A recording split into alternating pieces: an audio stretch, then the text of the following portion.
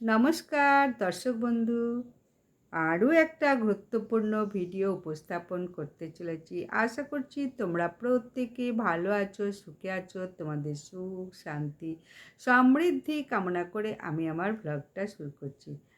আজ বলবো আষাঢ়ী অমাবস্যার পূর্ণাঙ্গ সময়সূচি। এই অমাবস্যার দিন কী করবে, কী খাবে এবং দান করবে কেমনভাবে, প্রত্যেকে খুব ভালোভাবে আষাঢ়ী অমাবস্যাটা পালন করো।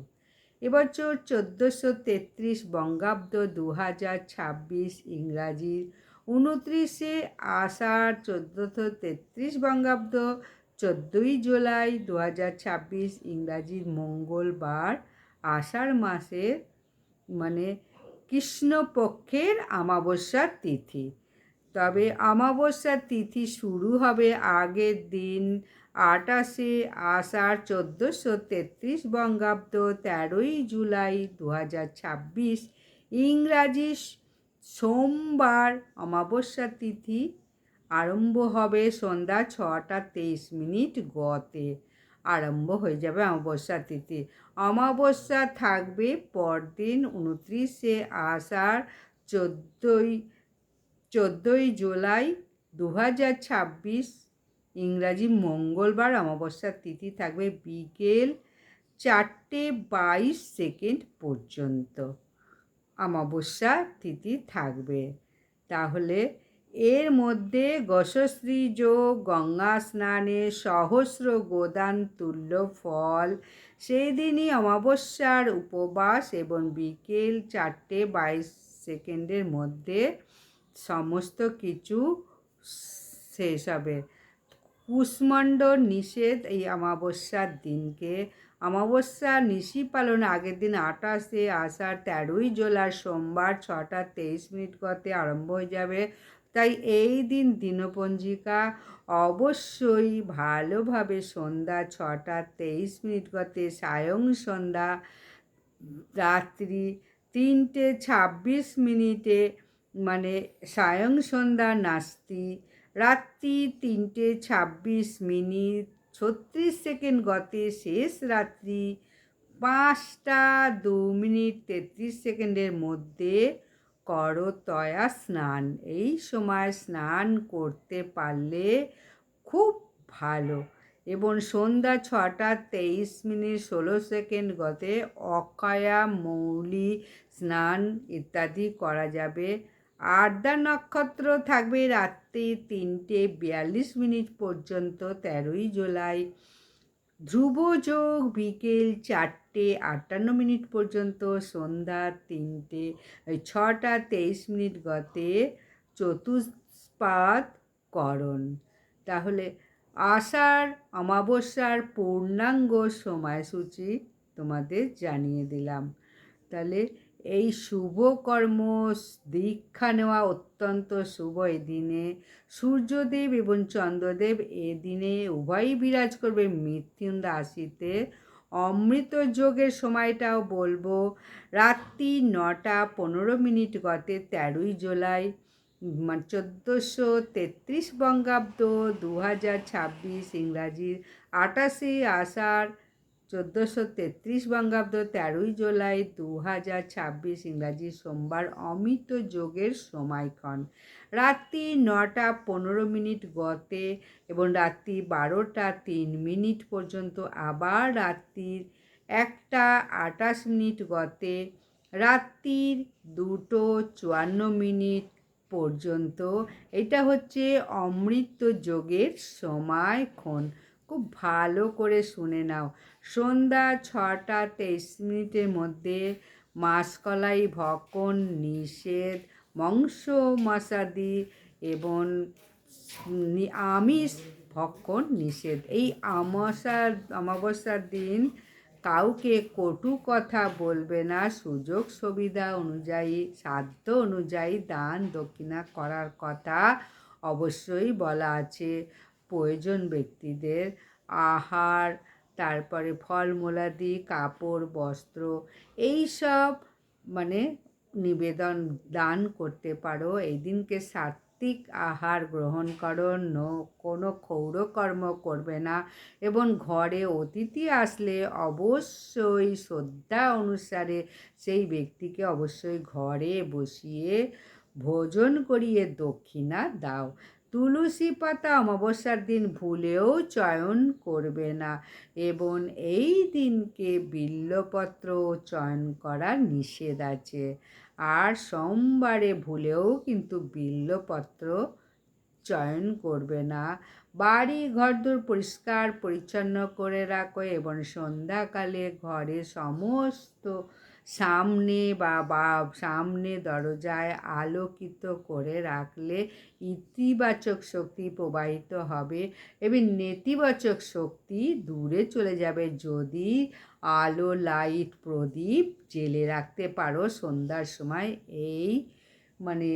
সন্ধ্যার সময় যদি এইরকম প্রদীপ জ্বালাও, ঘরে কর্পূর জ্বালাও, দেশি ঘিয়ে প্রদীপ জ্বালাও, ধূপকাঠির বদলে ধুনো জ্বালাও, সকল সদস্যরা একসঙ্গে বসে প্রার্থনা করো, গঙ্গার জল ছিটিয়ে দাও সমগ্র বাড়িতে।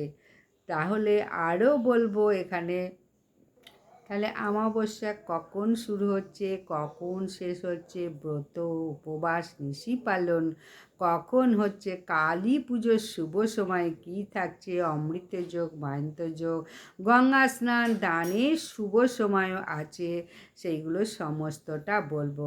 আষাঢ় মাসের তিথির একদিন পরেই আছে রথযাত্রা। রথযাত্রায় কীভাবে পালন করবে, কী কী খাবে, কী কী নিষেধ আছে, সমস্তটাই এখন বলবো। আষাঢ় মাসে বাড়িতে মা কালীর পুজো কী করে করবে, মা কালীর পুজো করা অত্যন্ত শুভ। তাহলে প্রত্যেকে শেষ পর্যন্ত ভিডিওটা থাকো, এবং ভিডিওটা আশা করছি প্রত্যেকের ভালো লাগবে। মা কালীর যারা ভক্ত তারা কমেন্ট বক্সে লেখো জয় মা কালী। অমাবস্যায় কিন্তু সব কিছু খাওয়া নিষেধ, তাই পূর্ণিমার মতো অমাবস্যাতেও অনেক আধ্যাত্মিক ব্যাপার রয়েছে। এই অমাবস্যা তিথিতে মা কালীর পুজো করতে হয়, এবং মা কালীকে সন্তুষ্ট করার জন্য বাড়িতে বা যে কোনো কালী মন্দিরে মা কালীকে জবা ফুলের মালা, আলতা, সিঁদুর এবং অপরাজিতা মালাও দিতে পারো। 5 রকম মিষ্টি, 5 রকম ফল দিয়ে মা কালীকে পুজো করো। নিজের হাতে রান্না করে কিছু ভোগ দিতে পারলেও মা কালী সন্তুষ্ট হয়। তাহলে উপবাস থাকলে ভালো, না থাকলেও ধান চালের জিনিস কিছু খাবে না। এই দিনকে গরিব দুঃখীকে দান করলে অত্যন্ত সুফল মিলবে। দান এবং সেবা করলে, গঙ্গা স্নান করলে অত্যন্ত শুভ। গঙ্গায় যদি স্নান করা সম্ভব না হয়, স্নানের জলে কিছু জল ছড়িয়ে দিলেও হবে। স্নানের সময় সূর্যদেবকে অবশ্যই অর্ঘ্য নিবেদন করো ভোর মুহূর্তে। আষাঢ় মাসে অমাবস্যা তিথি আবারও বলবো 13ই জুলাই সোমবার সন্ধ্যে 6টা 25 শুরু হচ্ছে এবং থাকবে পরের দিন 29শে আষাঢ় 14ই জুলাই বিকেল 4:01 পর্যন্ত। উদয় তিথি উপবাস রয়েছে 29শে জুলাই মঙ্গলবার 14ই জুলাই, আর নিশি পালন 13ই জুলাই। সেই হচ্ছে নিশি পালন 13ই জুলাই, ওই রাত্রিরেই মা কালীর পূজা করবে। আর যদি দিনে করতে চাও 14ই জুলাই মা কালীর পূজা দিয়ে আসো মন্দিরে বা বাড়িতে। অমৃত যোগও থাকছে 7টা 45 মধ্যে এবং 9টা 29 মধ্যে, আবার 12টা 9 মধ্যে, তারপর দুপুর 3টে 42 থেকে শুরু করে 4টে 35 মধ্যে, তারপর রাত্রি 12টা 4 থেকে মধ্যরাত্রি 2টো 55 পর্যন্ত থাকবে। মাহেন্দ্র যোগ থাকছে 2টো 49 থেকে 3টে 42, 4টে 35 থেকে শুরু করে 5টা 28 এবং রাত্রির 8টা 30 থেকে 9টা 55 মধ্যে এই থাকছে মহেন্দ্র যোগ। পুজোর সময় সকাল 9টা 29 থেকে বেলা 12টা 9 পর্যন্ত খুব শুভ সময় 14ই জুলাই। গঙ্গা স্নানের শুভ সময় 5টা 4 মিনিট থেকে 6টা পর্যন্ত গঙ্গা স্নান। প্রতিপদ এর পরের দিনকে দ্বিতীয়া দিনতে 31শে আষাঢ় 16ই জুলাই বৃহস্পতিবার। এই দিনকে শ্রী শ্রী জগন্নাথ দেবের রথযাত্রা। অমাবস্যা তিথিতে বাড়িতে প্রত্যেকেই মায়ের পূজা করো। পুজোর জন্যে জবা ফুল, বেলপাতা, অপরাজিতা অবশ্যই জোগাড় করে নাও। ফলের মধ্যে মরশুমি ফল 5 রকম দিতে পারো। এছাড়াও ভোগ প্রসাদও রান্না করে দিতে পারো মাকে। এরপরে বলবো নৈবেদ্য সাজিয়ে নিয়ে মাকে উদ্দেশ্য করে ওং ক্রিং কাল্যই নমঃ মায়ের এই মন্ত্র অবশ্যই ফুল বেলপাতা অর্পণ করো। 108 বার সম্ভব হলে এই মন্ত্রটা উচ্চারণ করো। ধূপ দীপ জ্বালিয়ে কাঁসর ঘণ্টা বাজিয়ে মা কালী পুজোয় সমস্ত কিছু দেখাতে পারবে, বাজাতে পারবে এবং ধুনো অবশ্যই সারা ঘরে কোনায় কোনায় কর্পূর দিয়ে জ্বালিয়ে দাও এবং সবার শেষে মঙ্গল কামনা করো মায়ের কাছে। কিন্তু ভুল করে তুলসী পাতা তুলবে না, দেরিতেও উঠবে না। ব্রহ্ম মুহূর্তে উঠে স্নান পর্ব সেরে সমস্ত কিছু পূজা পাঠের আয়োজন করো। বয়স্কদের সঙ্গে কোনো রকম কটু কথা বলবে না, ক্ষৌরকর্ম করবে না। বিবাহিত মহিলারা এই দিনকে মাথায় শ্যাম্পু সাবান করবে না। তাহলে খুব সুন্দর করে অমাবস্যা পালন করো। অত্যন্ত গুরুত্বপূর্ণ এই আষাঢ়ী অমাবস্যা। নমস্কার। ভিডিওটা ভালো লাগলে লাইক, সাবস্ক্রাইব, শেয়ার করে দিও।